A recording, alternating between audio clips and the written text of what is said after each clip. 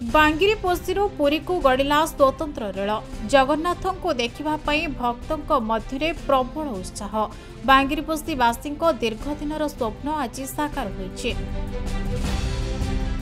परिप्रेक्षी में आज सकाळ 7:30 समय मयूरभंज सांसद नवचरण माझी और बांगिरीपोषी विधायिका प्रार्थिनी संजली मुर्मू हाथ में सबुज पताका देखाई ट्रेन शुभारंभ करथिले। एने अंचलवासी भितर उत्साह आनंदर लहरी देखा मिली।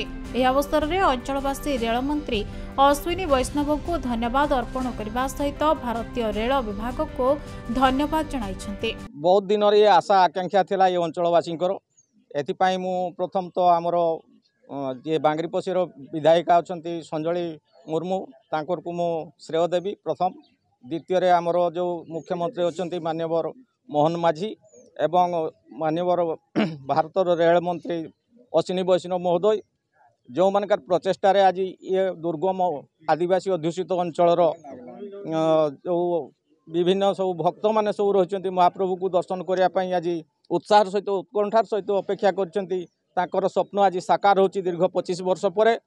तेणु ए मु केंद्र सरकार को मध्य साधुवाद जनइबी जो मानकर प्रचेष्टार आज ये दुर्गम अंचल एवं जंगल परिवेश मध्यरु आज जगन्नाथ धाम को स्वतंत्र ट्रेन गड़ुची। देखंतु एटा गोटे बहुत खुशी खबर एवं आनंदर विषय लोक माने श्रीक्षेत्र जीवापाई ये अंचल समस्ते चाहूले जे आम केमती पहुँची पारिबा किंतु तांकर स्वप्न आज साकार होइछि। आज स्पेशल ट्रेन बांगिरीपोषी 7:30 आम फ्लग अप करिछु एवं एथिरे गोटे आमर फायदा हेबो एई अंचल जो माने गरीब लोक जो माने सेंटिमेंट सहित जड़ित अच्छे जोटा आध्यात्मिक सहित आम जड़ित अच्छे समस्त कहते आम टे प्रभुंर कृपा केमती पाइबा से सुजोग आज तैयारी करिसेंती रेलवे विभाग। आज रायरमपुर काली आम फ्लग अप कलु आज ये बांगिरीपोषी कलु राउरकेला भी होइछि विभिन्न अंचल स्पेशल ट्रेन ये रथ परिप्रेक्षी डिपार्टमेंट तरफ व्यवस्था कराई। देखो ये सुविधाटा आम एरिया नाला किंतु ठाकुर दयारू 25 वर्ष पर सुविधा आसी आम डायरेक्ट जो मयूरभंज शिमिलीपाल भितर आम पूरी जापे जगन्नाथ दर्शन पाई से आम गर्वर कथा।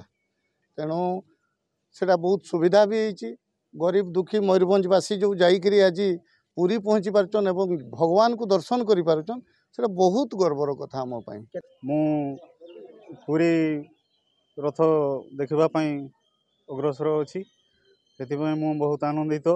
ये आम बांगिरीपोषी ट्रेन रे यातायात सुविधा हेतु मु बहुत आनंदित एवं आम पाखापाखि अंचल लोक मैंने पूरी को जावा बहुत आग्रह और बहुत संख्यार लोक जावाक आग्रहित होउछंती। आज बहुत खुशी भी लगुच सबू आमर अंचलवासी बहुत आनंदित अच्छा। आज केंद्र सरकार आज रेलवे मंत्रालय आज स्वतंत्र जगन्नाथ धाम श्रीक्षेत्र धाम रथ यात्रा आज रेलर व्यवस्था कराई जोटा कि बहुत अत्यंत खुशी लगुच जोटा कि बारिपदारे आज 8टा बेलू छाड़ रेलवेटा आमे मैंने बहुत खुशी आम अंचलवासी बहुत खुशी कि आमको रथ यात्रा जीवार अवसर आमको प्राप्त होइछि। मयूरभंज प्रदीप्त होता रिपोर्ट खबर ओडिशा।